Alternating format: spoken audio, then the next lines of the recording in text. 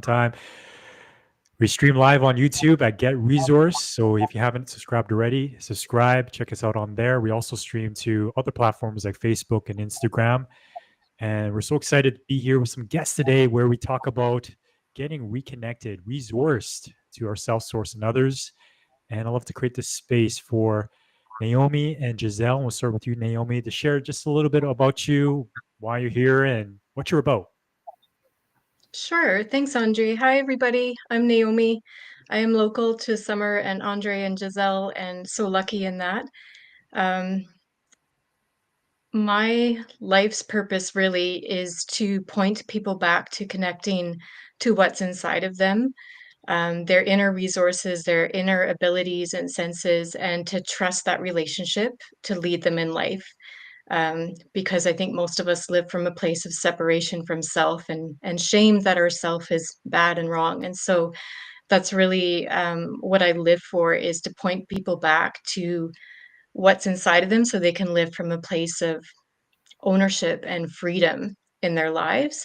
And so in order to do that, I hold healing sessions where I help people to go inside of themselves and sort through what comes up naturally. I also have a podcast called Seeking the Sacred Self, where we learn to build that relationship. And I give a lot of tools and storytelling on that podcast about what it's like and what the feelings are like as we go on that journey. And then I also partner with Summer and Gisele and many other people in Summer's work of helping people to live from the soul and to really embody what that means. And I'm so grateful to be a part of all of it and to be here today. Welcome. So excited. My language. Gisele. Oh, yes. My name is Gisele. Naomi took all the good stuff. I've been with Summer and Andre. Well, Summer to begin with, and then Andre, I went into the conscious communication program with Andre. Learned a lot. Learned how to communicate nonviolently. I am now in the Soul I belong to the Soul Academy, which is a wonderful sisterhood that teaches us that we're not alone. It's given me a wonderful tribe of women and soul searchers that have the same, are coming to have the same understanding of how important our soul is and how much we don't listen to it, and and just depends so much on our minds instead of our hearts and our souls. And also learning that knowing that we so are looking for outside of ourselves is really inside of ourselves. So I've been with Summer for a year and a half. I'm in the Soul Mentorship Program now. I'm an apprentice. And I'm ready to really just, I'm delving right into it and enjoying it so much. And I have to tell you, I have never felt so much joy and peace in my life starting this journey with these wonderful people that I'm on this journey with. So thank you very much for asking me to come on and for being part of my life. Thank you, Gisele. You're going to start me crying already. Thank you so much for your beautiful introductions. And I want to tee it up. The topic that we want to talk about today is professionalism. And I know, what does professionalism mean? What's our interpretation of it? And I think it might be great for us to start with the definition of professionalism. Hey? And Gisele, you did all the research, looking back, the history of what professionalism is, where that started. So yeah, go for it. Well, I sort of went down a rabbit hole last night looking at all this, because what I found is the definition of professionalism just varies quite a bit. And it seems to depend a lot on what's expected in companies. Different cultures have different ideas of professionalism. So the one definition one of the definitions was professional, the competence or skill expected of a professional. The key to quality and efficiency is professionalism. That was one of them. The next one I got is professionalism means conducting oneself with responsibility, integrity, accountability, and excellence. It means communicating effectively and appropriately and always finding a way to be productive. Also, the words that came up were civility, expertise, rectitude, respectability, and a lot of other words that have strong matches with that were competence, steadiness, and thoroughness. And what I also discovered in this little rabbit hole that I was digging, that it wasn't until there was a timeline that I found of where professionalism seemed to come to a peak. In the 1800s, that's where it started its little journey, this word, according to the timeline, on this timeline. Then in 1950, it took a deep hike. And this timeline only went to 2019. So what that said to me is interesting, that from the 1800s to 1950, it was very level. Professionalism wasn't really something that was considered maybe important or of great value in that society. Like it wasn't stressed upon as much. And then after that, after 1950, it took a deep hike. And it still to this day, I believe, is very, very regarded as something that is, what would I say? The professionalism and the professional are put above or have a status up here where the layperson or the person that doesn't have different degrees, different, like it's basically a lot of book learning, a lot of degrees, a lot of, which says they're experts, which gives that indication that they're experts. Those people are up here and these lay people are down here.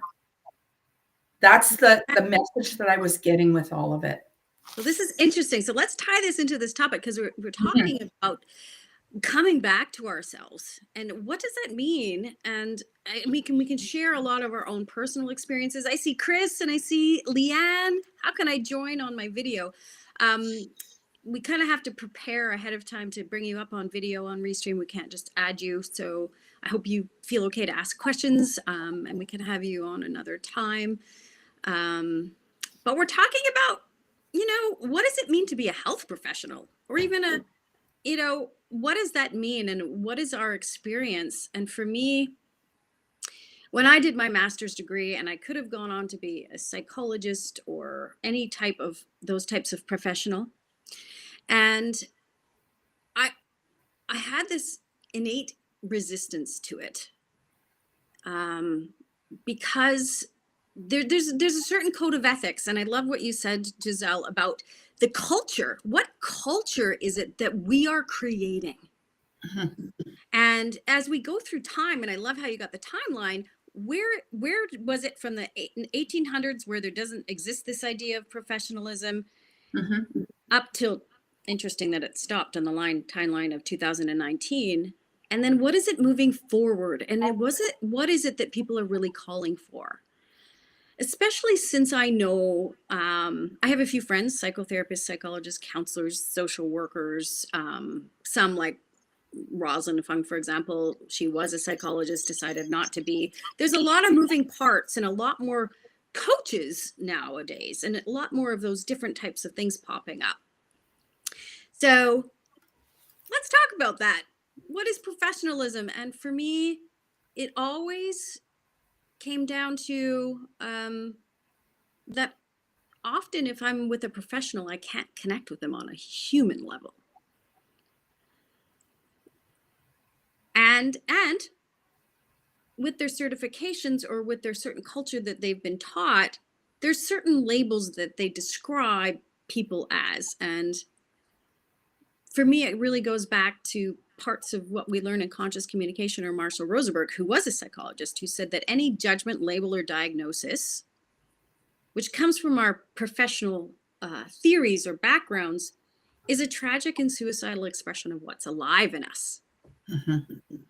And so I'm curious, in your own way, and I know, Naomi, you went on to study some professional stuff, and there's a lot of people seeking certifications because it tells them that they're more valid, that what they have to say is more important than how they just show up on the planet as themselves. And so this is a very interesting conversation, because if we just take someone at face value, like say back in the 1800s when there's no professionalism, how do you know that you aren't going to be harmed? And I think that's why they did create professional organizations and things, because people recognize that there can be harm. So as true to get resourced, we're just opening up the conversation and seeing where it goes. So who wants to pick that up from there? Yeah, I'd love to hear from Naomi on that.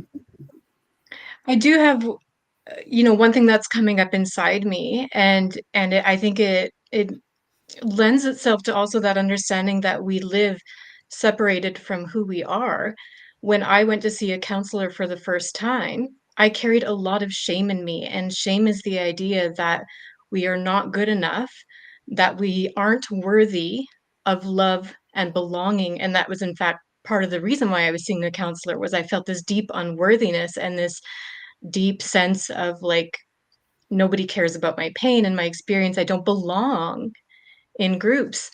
And so what was good about seeing a therapist was the way she was able to hold space. She had a lot of warmth and compassion, and she was able to listen. And I respect that, and I valued that, and it helped me heal so much. And I often still encounter a shame in me that I don't know enough to be as good as these people. There's a sense of like they have the information, they're above me, and I have to keep like working and growing to somehow get to their level, or and it causes a mistrust in me. It mirrors back to me that sense of not being good enough. And I think I've healed a lot of where that comes from inside me, and yet there's still many places that crop up once in a while when something is triggered. But I think many of us, not knowing our own wholeness inside, we are applying to experts for ways to feel whole, ways to feel better. And I don't think we'll ever find that as long as we're just looking to the experts to have the answers. What I see is like we're inundated with expert information. It is everywhere you look, and people yell at you, like on social media or wherever. They yell at you when you dare to say something, that when you don't have a certification in that field to back you up. And yet underneath it, I think what we all are really looking for is to be seen and heard and loved. And what we don't know we are looking for is that connection to self, in a place where we accept ourselves and we love ourselves and we connect with ourselves. And that's something that can come when we're in community with people, but it requires seeing somebody else being human, seeing somebody else accepting themselves, seeing somebody else be vulnerable, and then we learn, oh, it's okay for us to do that. So when we're only going to professional spaces and they can't be as human as they really are, maybe they can't swear, maybe they have to wear makeup all the time, but we're on their couch and we're crying and snotty and whatever else, but they look like this perfect picture on the other side. It's an inequity, it's imbalance. And we don't see humanity reflected back to us, even if there is so much care and compassion. And that imbalance, I think, will affect people constantly. I even had a client come last week who apologized because she wasn't wearing makeup when she came in the door, and I pointed to my own face that had no makeup on, and I was like, "What are you talking about? We do real here. Like we cry here. Like we don't have to have makeup. We're just people, you know." And but what is it that tells us when we go out in public we have to put on a face? We have to present as this different version of ourselves. Interesting. We're all acting a little bit, aren't we? Yeah. Yeah. Yeah. I think Thank because I'm you. afraid. Yeah. All right. There's shame. Like there's shame involved where what's coming to me for me is this idea that I'm not good enough. And I project it onto other people. So if someone's sitting in a chair looking good because I perceive that they have it all together, then I think there's something wrong with me. I think I'm less than. And then I'm moving and motivating and trying to fix myself from that place rather than connected to the humanity of the other person. And so when I think about professionalism, for me, I think about putting someone on the pedestal. And that blocks me from really moving because I'm comparing myself now. I see them better than me.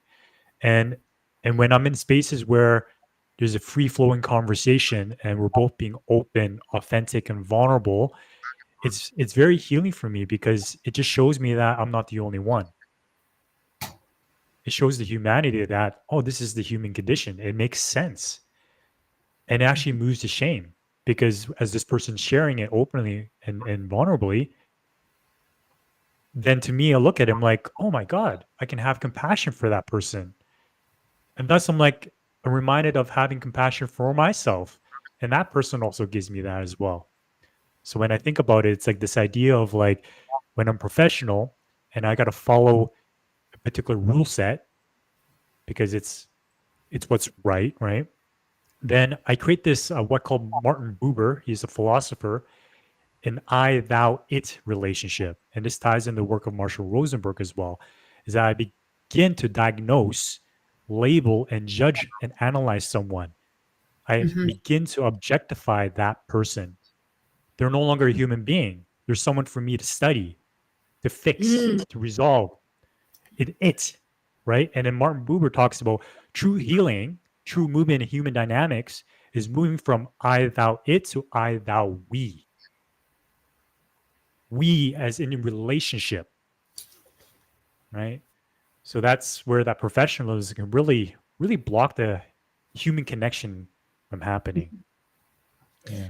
Right. I know when I was studying psychology, there's psychology, and I always wanted to go to the States because they had what's called transpersonal psychology, which is a little bit more connective. And they talked about the sacred mirror of each of us. And in traditional psychology, it's about, well, we don't want to have projection, so we have to be professional and not get our personal life mixed in with our professional life. And that's just so interesting to me because then you have a person coming to you who can't be whole and has to separate what they live everyday life from what they're doing with their clients. And to me, that's almost an oxymoron and an irony of this clinical dissociation that's created in these relationships, which is super interesting. So I know, Gisele, we haven't heard from you yet. What's alive in you with this conversation? Well, it's just amazing to me. Like I was really like, I've been thinking about this a lot, and it was amazing to me. I went to, as Chris was saying in his notes here, I've been to therapy. I've been to every kind of counselor, any kind of group that you can think of, because I believed I was broken and I needed to be fixed. And only a professional could help me. Only someone who had the credentials could help me. And what's so interesting is that, you know, any kind of addiction you have, any kind of mental label that you're given, depression or anxiety or any of that, it's all about lack of connection. For me, it's been a lack of not being able to connect. And when I would go to a counselor, there would be or a therapist, there would be all kinds of, well, no, you can't. I remember I went to the Grey Nuns Hospital, and it was a 3-month program. And this is where it really hit me hard. It was a 3-month program. You spent every day, Monday to Friday, with a group of people, and you had therapists there. And it was to deal with the depression I was suffering at that time. And you developed relationships with these therapists, or I did, and they were trusted relationships. And I thought there was a connection, right? Mhm. When I finished the program, I went back to visit, and no one even spent 2 minutes acknowledging me. It was like I was a complete stranger now. And it really hit me hard because I thought, wow, these people absolutely know everything about me, every vulnerability, every inner feeling that I had. And I am no longer of importance. I'm done. I'm graduated. I no longer need that connection. And I do not, and it's actually, I've found that in a lot of therapists, that there's absolutely a code of ethics that they cannot have relationships outside of their practice with you. And I've met some really wonderful people that I would have loved to have a relationship with, but that held me back. So again, in such a society where connection and lack of connection and loneliness is such a problem, to go to an expert and go, and you can't have that. You think you have it, but then all of a sudden it's cut off at the knees if they decide to move on. Or so it really hurt me deeply. And of course, it only added to that whole idea of not being worthy, for me, not being worthy of having a connection with someone who I looked upon as healthy. Mm. And that was big for me. Super interesting, isn't it? Mhm. Yeah. And Chris says, yes, Gisele, it is a false intimacy, a one-way street. Oh, Yeah. Tracy, what's she saying there? I worked. There's a lot here. We'll see if we can fit this in. I'll just express it out here. This is Tracy. I worked for AHS for 16 years, doing a job I could have done for free, looking after seniors. My struggle was the active pill pushing and observing for side effects. It went against all I am. The education was slanted towards pharmaceuticals and specialists. I was taught on the job, client based, which isn't true at all. I couldn't become a nurse based on AHS policies.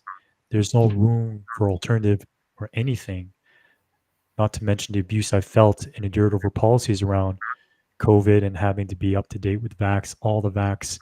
I felt out of place. I was a bottom of the bucket employee because I went against the grain, looking after seniors, helping with everyday essential tasks was the job I loved. Yeah. And there's so much value placed on those credentials and it's monetary value.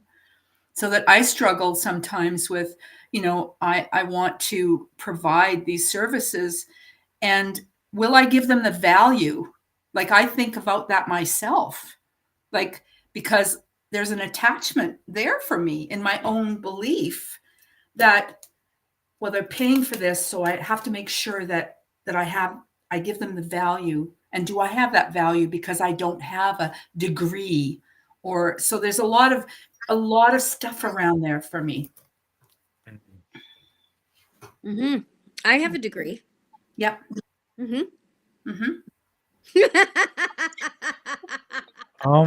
And there's also the societal thing too. Yeah. And you're growing up, like I value degrees, right? Because it made me feel like I was something. It was like, go to school, get a Yep. degree.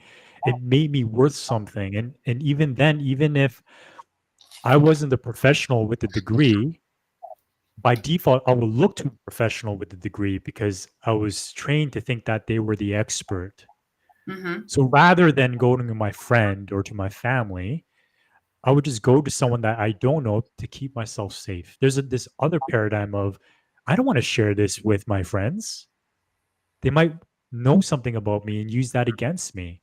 Or we're in the same friend circles, right? we're all doing the same type of work. If I were to share this with them, they would think less of me. So I'd rather share this with someone that I don't totally know and they don't totally know me either, for this perception of safety. Interesting. Mhm. So I when I was really young and started my own healing journey, there's a saying that I think was really valuable because talking about pedestals, and that is that a pedestal is just a small space like any other jail. And if you think of a pedestal and you're standing on it, you're really separated from everybody else around you. Mhm. And so here we are, these humans running around, whether we're professionals or not, and we're all feeling separated from ourselves. We have to separate our personal life from our personal life and also from others. For some, and I can't put my finger on what it is, that are ideal, that we think we should be Yeah. in our culture. Whether that's, and Naomi, I'm curious because there's the psychology, and then there's also, because a lot of us are influenced in the past by religion about needing to be good or bad, or what connotates a person that is worthwhile to even go to heaven, for example. So there's all these ways that we judge ourselves and others that just, well, I don't know. In the past 50 years, there's 80% of people, this comes from a psychiatrist that I know, are on antidepressants at any given time. To me, and the amount of addictions are telling us that there's something wrong with the culture and the paradigm that we're living in. Mhm. And so moving forward, I would just so love to see a culture where we share our humanness. Yeah. Wouldn't that be wonderful? Really are. And then it comes to that part, because it's like there's this saying in common law, but also I think the purpose of the code of ethics in any type of professionalism is safety, right? We don't feel safe. And so then how is it that we can ensure we can connect at a human level, but also stay safe? So I'm curious what you guys' thoughts are about that. Mhm. Yeah. I think it's I think it's like medical practitioners. There's value to all of it. There's value to it. And they were created, the things that they've discovered were created, they were found for a reason, and they do help us in certain areas. And I think, the way our society is, that safety part is important. But I think when it comes to, because I mean, when I was, like I said, when I was researching this, I mean, professionalism in a lot of companies, you have to wear a certain thing to look professional. You have to speak a certain way to look professional. Right. And companies actually have rules about these things. To me, that's not safety.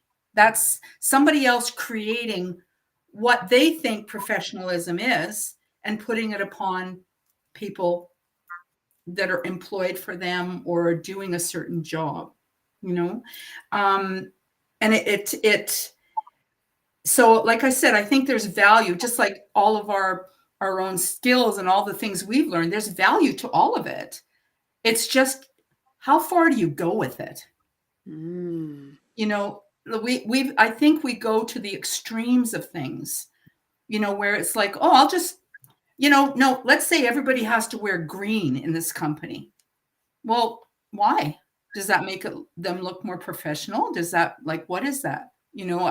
And so again, it's about like professionalism. One thing that struck me when I was doing this research is that a lot of it is created from the outside. People on the outside, their ideas of what it should be, what it should look like. And so that was kind of interesting to me. And then when they talked about professionalism, it was, and I don't know if this is a little bit off topic here, but there was, I looked at the synonyms and the antonyms. You know, what's the opposite of, you know? So one was expertness. The other was amateurism. Mm. Other one was ability. The other one was inexperience. There was masterfulness, clumsiness. Oh, interesting. I know. Proficiency. And then this one really flipped. Ham-handedness. What the hell does that mean? Pardon me. Ham-handedness. That was the opposite. And adeptness, unpreparedness. Confidence, heavy-handedness. So it was just all these different, you know, and so, like I said, everything has value because we've learned things. It all has value. But I think what's happened is because of that lack of being able to be human in these things, it creates that separation like you were talking about. And that's what I'm learning with all these things that I'm taking is the most important thing is not only to be connected to me, to my soul, to who I really am, my essence, but also that connectiveness in authenticity with others. And that's what I find missing in a lot of it. It's not authenticity. Because I put doctors, oh, they must know everything. Well, they don't. They only know what they've learned. Right? Yeah, when you were measuring those synonyms and antonyms, like the professionalism, the whatever, and the second thing, it was like clumsy, blah, blah, blah. I was like, actually, the word I have that would be antonym to all of it would be authenticity. Yeah. Yeah. Yeah. Mm-hmm. I'm just thinking how much more relief we would bring to people that we see in our work, you know, if we want to call them clients or whatever, if we could own that we are clumsy sometimes, that we put our foot in our mouths, that we say the wrong thing, that we're inexpert. We might be expert in some things and inexpert in others. You know, the ham-fistedness, you know, that's like a toddler who can't, you know, spills the broccoli on the floor because he can't pick it up properly. Well, we're all going to be a bit ham-fisted when we're starting out or when we're learning something that's part of growth and learning. And the words perfectionism and judgment and shame are coming up for me because there's this idea that if I'm thinking like corporate world, right? Our outfits must be very professional. We must not women must not show any of their body. We don't talk about our home lives at work, depending on your workplace. You must put in like there's jobs that track their employees' time, productivity down to the 5-minute increments. Can you imagine every 5 minutes having to stop and account for what you did for that 5 minutes? You know, like the strain on our humanity to show up as robotic versions of ourselves. And then you get the employees crying out and saying, I feel like a machine. I feel like they only want my work. They don't care about me as a person. I'm not being paid enough to take care of myself, you know, health-wise or other things like that. We have this crying out of a whole culture that's saying this is not working for us. And yet I also see like Summer in the first session I ever did with you, you cried with me. Yeah. Like you cried when I cried, and I felt so much compassion. I felt so seen. I felt so heard, and I felt not ashamed for my pain anymore. Like Yeah. as if pain is normal, as if we all go through this experience. I think of my mom. My mom was, you know, bought an accounting business and ran it for years. She would occasionally have employee things, sometimes even somebody who was falsifying something about their work. I don't want to give too many details here. And instead of calling the person in and pointing it out and shaming them, my mom would find a way to just hint that she knew what was going on and allow them to adjust their behavior so that she wasn't coming in destroying somebody's relationship with her or relationship with their work, and she was caring about, you know, these people who needed that job and seeing them as human beings. How would she want to be treated, and how could she treat them the same way? And so I think also, I mean, I don't have all the answers here. I'm deeply learning in this space how to be a student of life and a student of working with people, to allow myself to change week to week as I become more grounded in my work and more connected to my body, and the essence that's inside all of us, and learning to share with my clients. It's very experimental still to say to them, "What's alive in me today? Oh, I'm anxious about one of my children. This is what is happening in my life this week." But I feel like I'm finding something key in that, because then they reflect back to me, "Oh, when you said that thing, that reminded me of this thing that I'm really being affected by right now. And that's what I'd like to, spend time on today." And there's this interrelational thing that happens between human beings, when we can be really honest about what we're experiencing. And then in just common care, I can follow up with them in a day or two and say, "Hey, I was thinking about you and that circumstance. How are things going?" And they feel so connected. They're not just a number, and they're not just a dollar sign. And I'm not an expert. I'm right here with you. I'm crying with you. I might have some keys or some connection to myself that they are still finding, but there's no imbalance of I'm better than you, or I'm perfect, or I have it all figured out, which I think is a completely false thing that people try to we all try to figure out, do you have it figured out, or do I have it figured out? Who has it figured out more? How can I be like the person who seems to have it all together? And I just think it's a completely false container we're trying to put people in, because life is not about figuring it out. It's just about moving through it. Mm. It's just about moving through it and allowing it to be. And so when we perceive each other even as more educated, more professional, that person doesn't have challenges, because I never see them looking emotional or crying or upset. Um, we separate from each other and we feel the pain of that.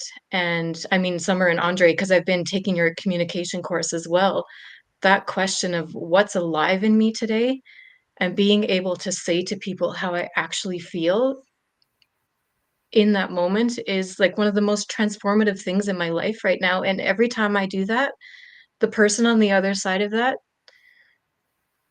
it's almost like they make a sigh of relief. They're like, "Okay, I can be myself here, because I also have difficult feelings. I also have things I'm navigating that I don't have answers for, but I'm just, moment by moment moving through them." And that is what it's like to be human. And so I I feel so bad that in some ways things like corporations are missing these keys, that if you allowed your people to show up and talk about what's going on at home, have a bit of extra time to connect, didn't attach every minute to a dollar sign, you could create a thriving community that, no matter the type of work, um, they just feel connected and seen, and they want to be there. And how much more can we create those kinds of cultures where it's not about perfection, it's about, "Oh, I slipped up. Whoops. How could I do that better next time?" And everyone can just own, "I'm a little bit ham-fisted. I'm still figuring this out. I'm a student of life. I may be a CEO, but I'm still learning, and I'm still learning how to listen to people. I'm learning how to um, be in this role and allow it to transform my ideas Mm. and my preconceptions, my healing work, because I graduated with you when about 3 years ago, Summer, and how much I've grown from the beginning when I thought I couldn't talk about myself with clients, to now when I feel like I'm still learning. I'm always gonna be learning this, but, especially because it's healing work, it's reconnecting myself and others to ourselves. I can just show up and say, "How are you today?" Boy, for me, I didn't get much sleep. That always doesn't feel very great. And they're just like, "Oh, okay, yeah, we're just being ourselves here." And then a session becomes so much more natural. It's just based on being human together. Um, and when I look for people who might have expertise, but everybody I look to, I'm looking, do they point me back to my wholeness, or are they trying to fix me? Yeah. And that is my measuring stick. And I have beautiful, a chiropractor, osteopath. Summer, I come to you for sessions when something is stuck and I'm scared and I just can't move through it or something. And do they believe in my wholeness? Do they have that at the center of their work? Or are they just trying to give me their formula, their answer? Mm. Mhm. Mhm. Such an important question, and that reminds me of, and I feel the impetus to really read maybe just a small part of a great thinker, Rachel Naomi Remen, who was a physician. She was a doctor. She wrote this beautiful thing way back in 1996 called In Service of Life. When you talked about, what did you say, fixing, or if someone's trying to fix me, or just, what were the two Bring me words you back used? to my wholeness. Bring me back to my wholeness. Yeah. Yeah. So and that whole pedestal thing. So she talks about serving. And she says, serving is different from helping. Helping is based in inequality. It's not a relationship between equals. But when you help, you use your own strength to help those of lesser strength. And if I'm attentive to what's going on inside me when I'm helping, I find I'm always helping someone who is not as strong as I am, who is needier than I am.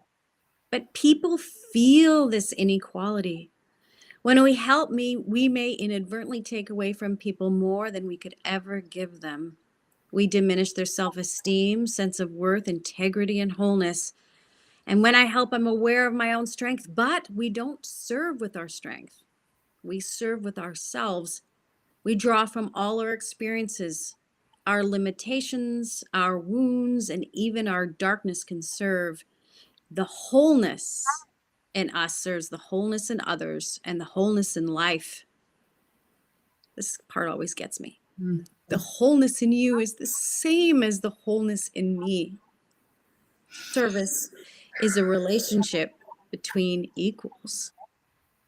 Mhm. And we serve life not because it's broken, but because it's holy. And this to me, I love how you said people can have all these tools. And there's beautiful tools that people can share and use. But what's the paradigm with which they're using it? Is it that we're already whole? Is it that we're serving life? Or is that we see it as needing to be fixed, or is it broken? I think that's the quintessential difference Yep. of it all. Mhm. Yeah. Mhm. Chris has got lots of stuff in there. I just want to point this out to here. Chris saying, awesome, Naomi, I love your philosophy. We're all wounded healers. Mm-hmm. I know a while back. Yeah. What else has he got there? He's talking about, the 12-step programs, right? Sometimes that's really good. Spent 25 years sharing in meetings openly the struggles, the sponsors, and the friends. And I know that's been the most successful way of doing it. Although he says the fundamental paradigm is that we're powerless and flawed and need help. Yes. Maybe we don't. Mhm. Maybe we don't. Maybe we don't. We already know. Mm-hmm. We just have to learn how to listen to ourselves. Yeah, we've been taught not to listen, haven't we? Mhm. Yeah. Curious Jay, how you doing in all this conversation? I know you're moderating all the comments and everything. Yeah, I love. Yeah, we have about 15 minutes here, and I love to toss a question back in terms of like, where are the boundaries? Are there any lines to professionalism, right? Where it does make sense, because when Gisele, when you shared about like the expertise, the mastery, the competence, I see value in that, and Mhm. there's nothing wrong with that. Like being a lifelong learner myself, like I crave to deepen and learn and embody the work that I'm learning myself. And with Naomi is like the essence of like the work that we do, perhaps in the healing world or the medical field, or just in relations with people, even in workplaces, when it's not about the bottom line so much, that people are actually the greatest assets of any company. It's the human connection that's missing. That can go away from the professionalism, And so maybe this is an invitation to redefine that word, or maybe perhaps not have a word at all because it's a label. So when does it stop? Like in terms of a line, like when does it become unprofessional if there is it, you know? And I'll give an example, like sleeping with your students could be one, right? There's a code of ethics that are there. So what's the line there, right? And also if perhaps I'm working with someone and um, there's this marketing paradigm that tells me, Dre, only share about challenges and problems that you've overcome because this shows people that you're an expert. You solved it.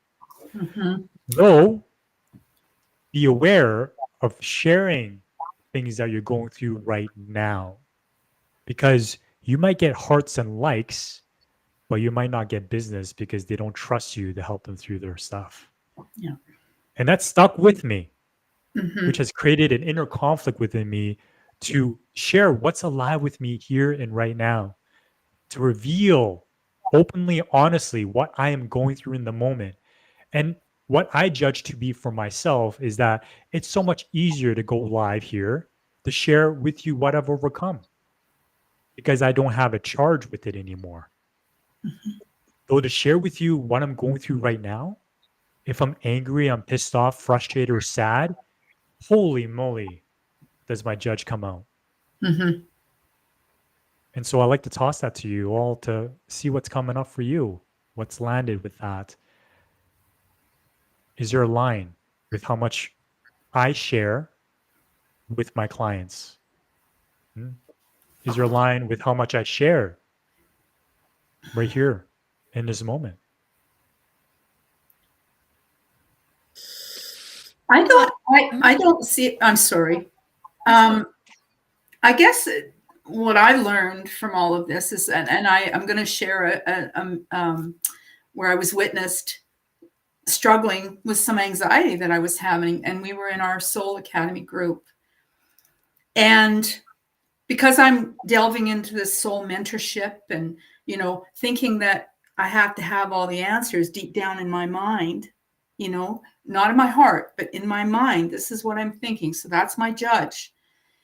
And because I've kind of stepped into a newer role, I didn't have this problem last year if I was struggling.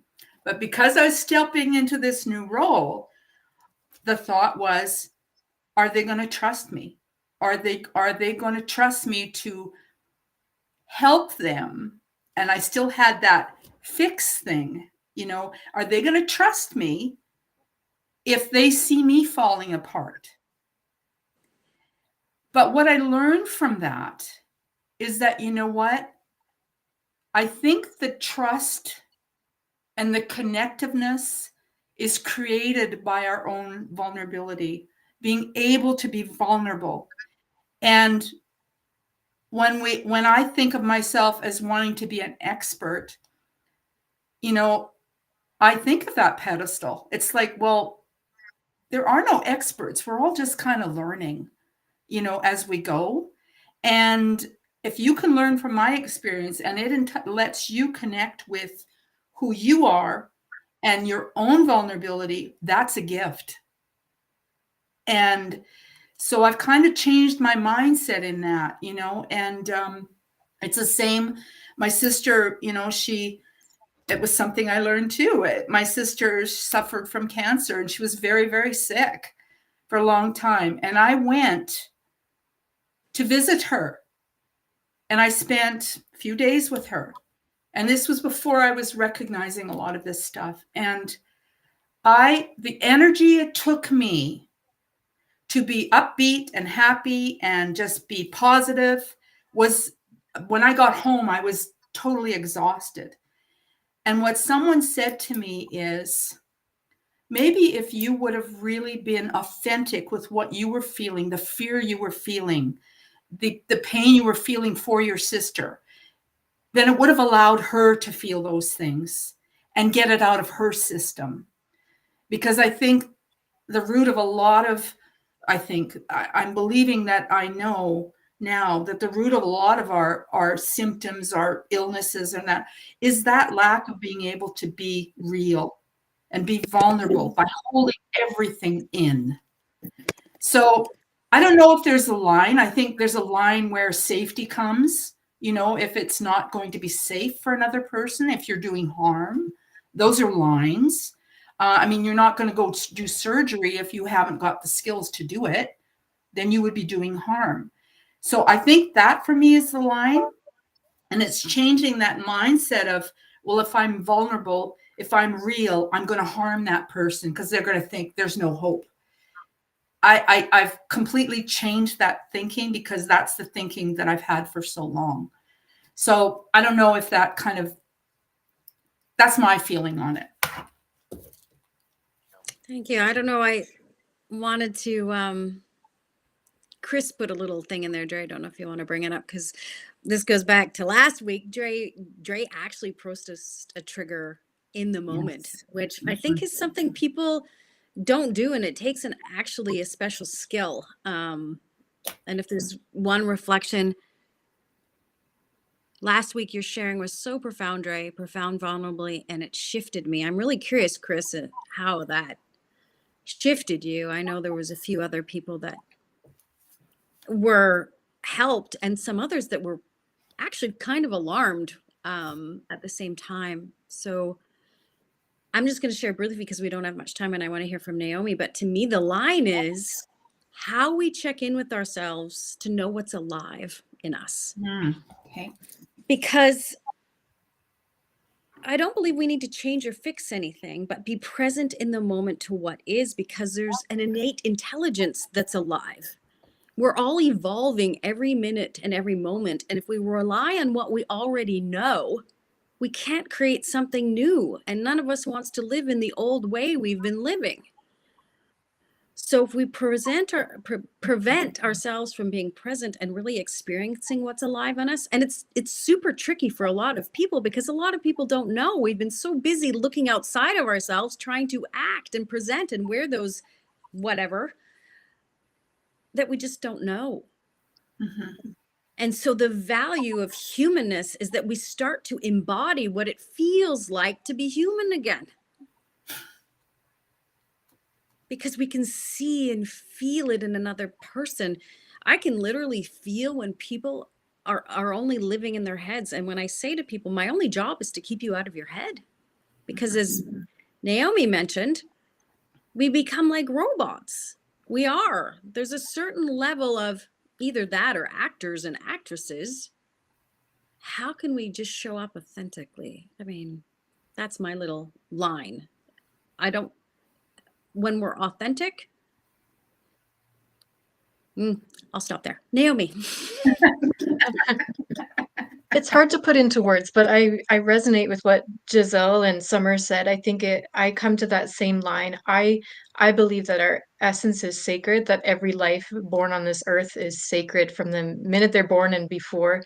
And so when I interact with that person, how am I stepping on their sacredness? Or how am I upholding their sacredness? So if it's, sleeping with a student, or maybe even if I make a mistake with somebody, I have a communication that where some part of me got activated or triggered and I wasn't in my clearest sense of self, then I think it's up to me to go back and repair that, but also letting people know that they can be transparent with me. I am going to make mistakes sometimes. I will forget things. And I try to reiterate when I'm professionally working with people that they get to say how they feel. They get to tell me how money is feeling for them. They get to tell me if they need more support. They get to reflect back to me their experience. And so I think for me, respect is the key word. That in between me and another person is respect for the impact of my actions. It doesn't mean I'm obsessing over what's going to happen because I'm being authentic all the time. It means I own what's going on inside of me. I'm responsible for what's going on inside of me. And I try to lay out a path between myself and that other person where they can come back and let me know if something didn't work for them. I also have to consider, like, if I'm sharing something about my marriage, I'm probably not going to share a lot live on Facebook unless my husband is here with me and has consented to that. I respect him so much that I'm not gonna, I check with him before I share something. I occasionally share something on the podcast and I go back to him and say, hey, this is what I said. Are you comfortable with that? And he usually says something like, I trust you, like, go ahead, whatever. But then there are other things about our marriage that I don't share. We're still working through them and it feels really vulnerable. And we're not open to hearing somebody's criticism or judgment in response right now. We have to create our own safety for that. And so we touched on it really briefly, this idea of safety. I think when we're going through certain things in life, when we have been through a lot of trauma, we have to learn to create containers where we can learn to be safe within them and safe within ourselves. It doesn't mean we stay there.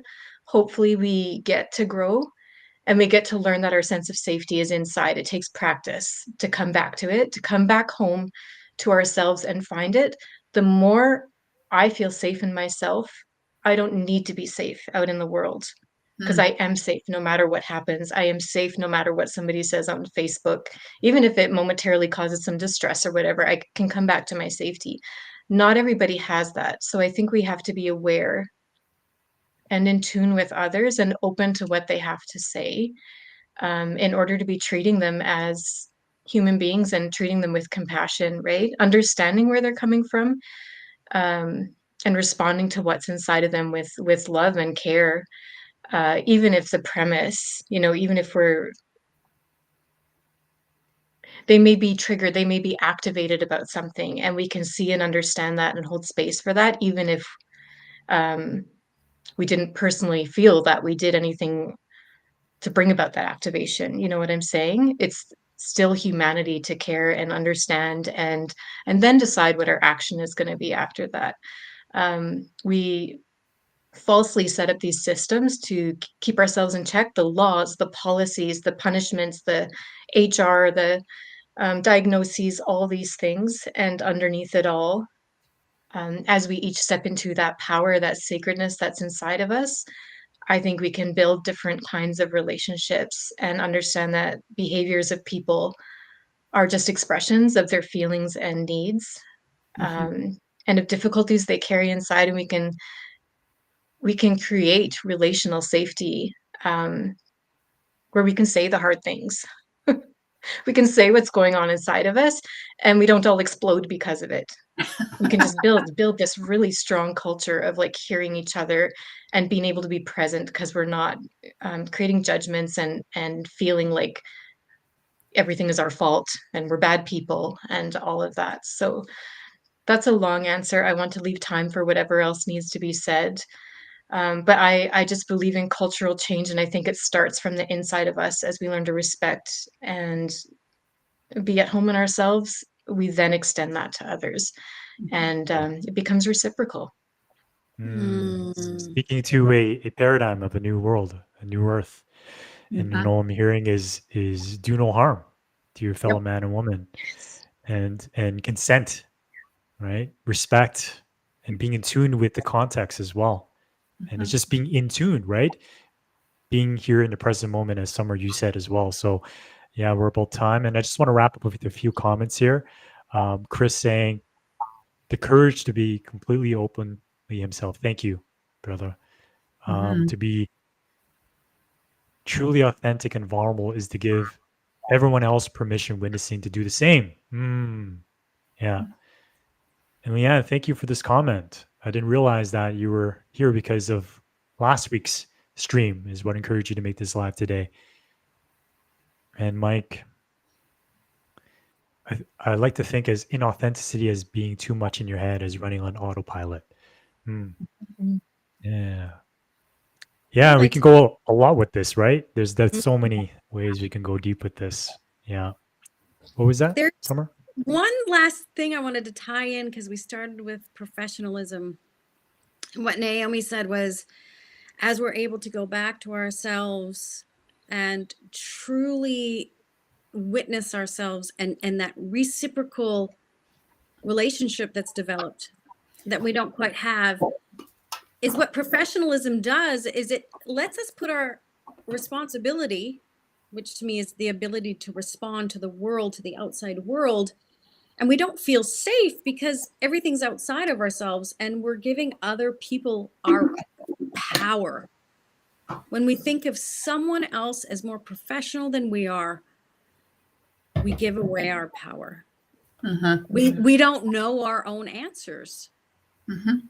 And that's when we need insurance and stuff, because people don't take responsibility for their own choices in life.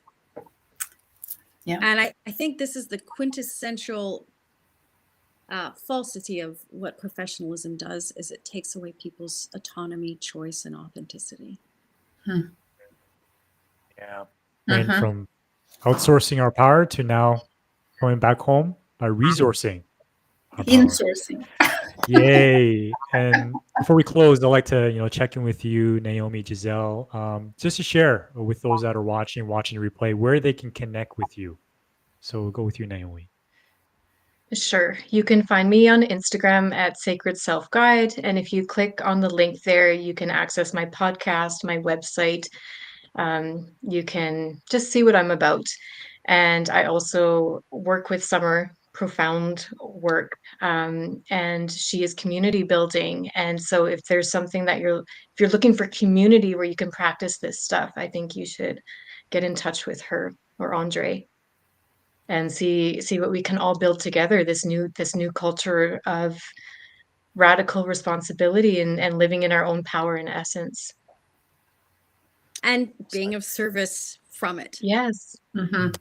Yes, serving each other.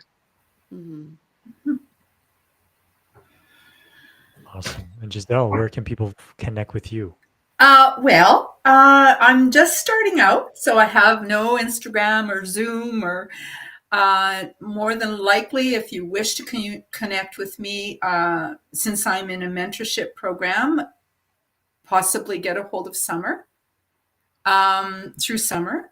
But you can also connect with me at the Soul Sisters group. And we also have, first Sunday of each month, we have a healing circle that happens that is open to people who are looking for different answers, who are looking because they know there's something wrong and they don't know what it is. And it's very informal, and it's just you come and you just listen or share, whichever you wish. But it's very powerful. And again, there's all kinds of resources through Summer and Andre. So I'm so glad that I could be here today, and thank you for allowing me the space. And I hope to see some of you again. Yeah. Are you on Messenger in Facebook, Gisele? I am on Messenger. Yes, I am. So someone could do there if they want. Yeah. You can find me through Messenger as well. Awesome. And Summer, anything you want to wrap up with on your end? No, that last comment and how you tied it all to getting resourced, reconnected to source self and others is what this is all about. Absolutely. Beautiful. I know we can go for another hour. No, we're wrapping it up here. Probably.